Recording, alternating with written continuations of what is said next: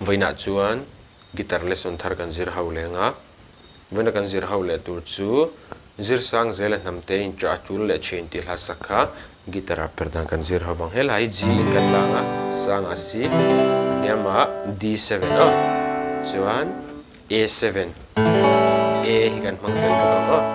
te kan strum down up up down ti han tirnan down up down up kan ti zuwa han kami ka strumming pattern beranita down up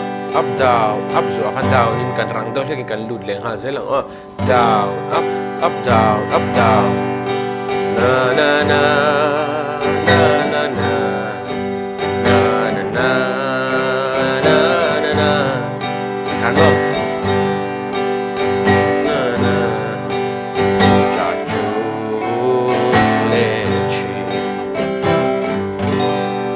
nala pumpui chu kan strum